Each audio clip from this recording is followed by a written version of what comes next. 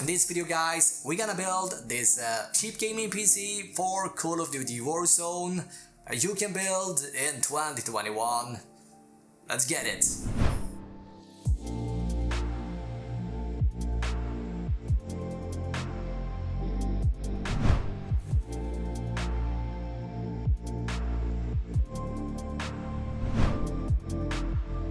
Now in this video, I'm going to build this PC from start to finish featuring a GTX 1660 Super video card from Nvidia.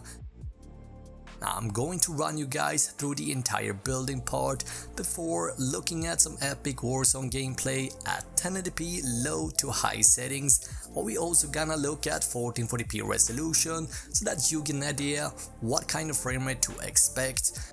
Now, if you're curious how this PC runs some of the most popular games out there right now, I ended up testing an additional 17 games in total, and as can be seen, most games run amazing on this PC. Anyway, at any point during the video, feel free to check out the links where you can find all PC parts listed. So buckle up, let's get started. Let's start having a look at the system requirement and recommendation. Now, to be able to run Warzone at 60 FPS in most situations at medium graphics, you will need at least a 4-core 2500K from Intel or a 6-core 1st gen Ryzen 16 from AMD. In addition to that, we also need 12 gigs of RAM as well as a GTX 1660 from Nvidia. Now I decided I wanted to match these specifications, but I wanted to offer something a little bit better, and so with this PC you do have the option to go for, let's say, high settings, or maybe even try 1440p and still stay around 60 FPS. Now, as can be seen from my testing with this $750 gaming PC, I'm able to run the game at 1080p high settings with an average of 85 FPS. And if you wanna see even higher FPS, you can expect as much as 114 FPS by dropping the settings down to low. So in terms of frame rate, this PC will not disappoint you. Anyway, we'll be looking at the gaming performance a little bit later. Let's go ahead and build this PC. Let's get the motherboard out of the box. And this is one of the best budget motherboards for 3rd gen Ryzen, coming in at around $60. Now before installing the CPU, let's go ahead and get rid of these two CPU cooler holders. And then, we can go ahead and unbox the CPU.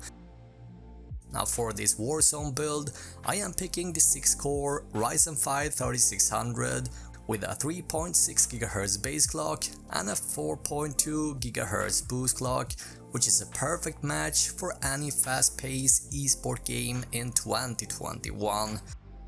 As can be seen, the Ryzen 3600 delivers great gaming performance thanks to its high core and thread count. To install the CPU, all we need to do is to match up the triangle located at the left side corner with the triangle or circle we find on the motherboard. Lift up the lever, line up the triangles, and then gently place the CPU in its socket. Then lower the lever and the CPU is successfully installed.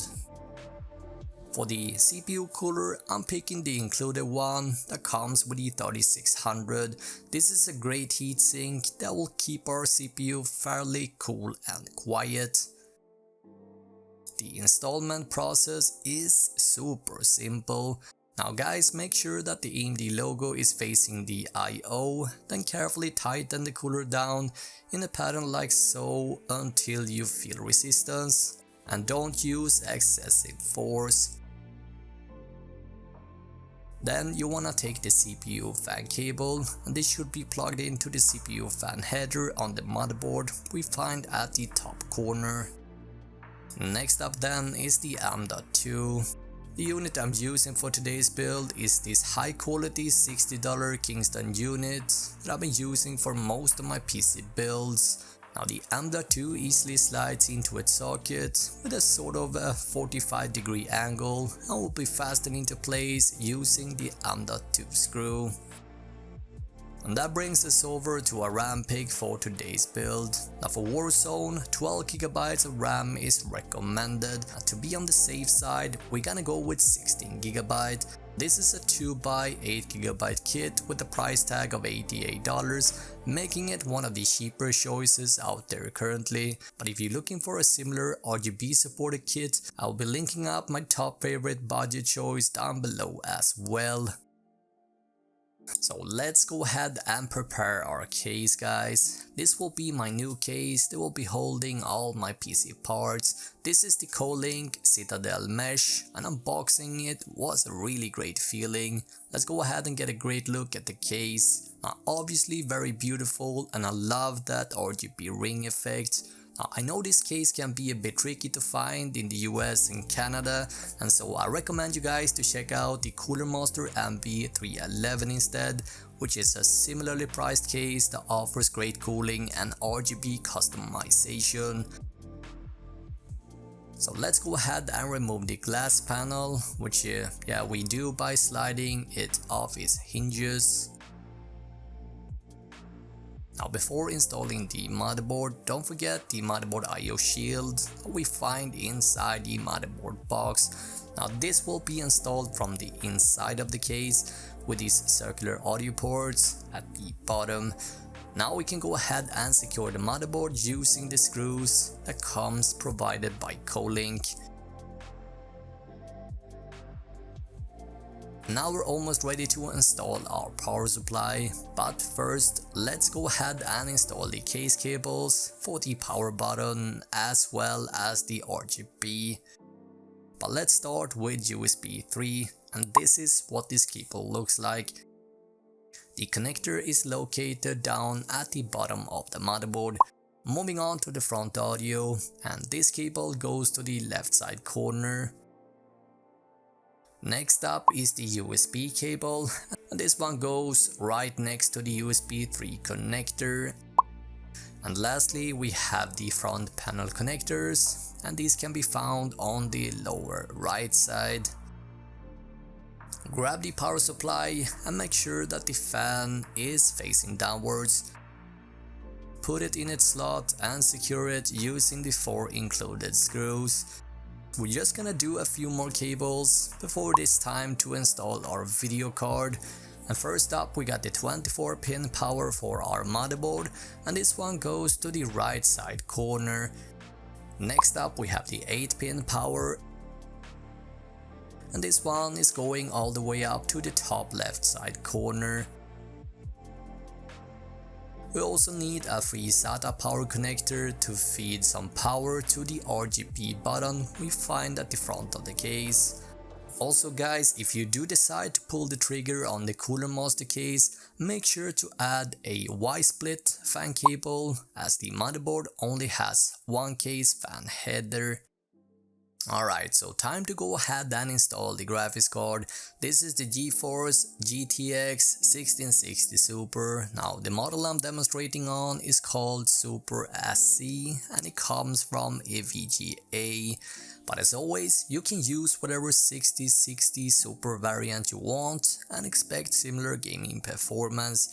Now the 1660 Super packs 6GB of G5 memory, which is enough to handle Warzone at 1440p with an average of 58 FPS.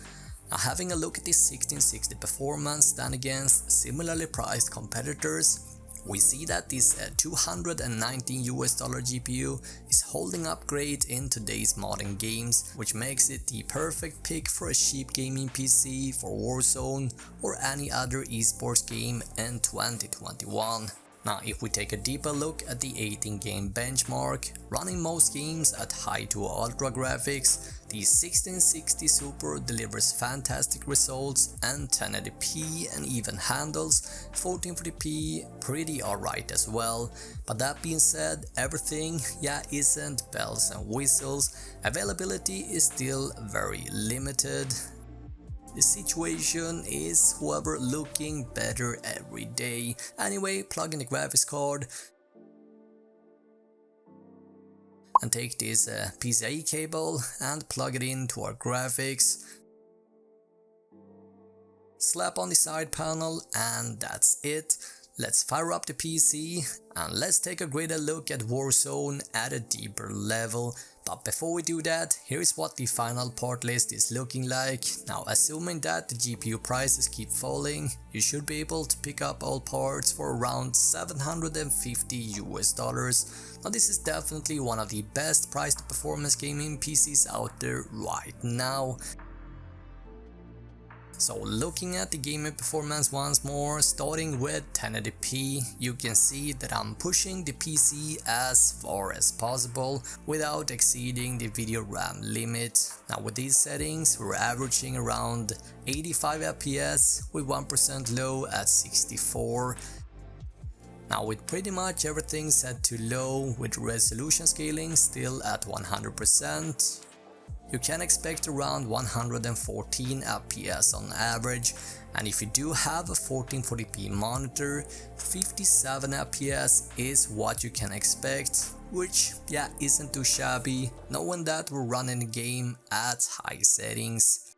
This video took me ages to complete, so please, if you enjoyed it, please give it a thumbs up and click the subscribe button to never miss any of my future gaming PC builds. Thank you so much for watching this video.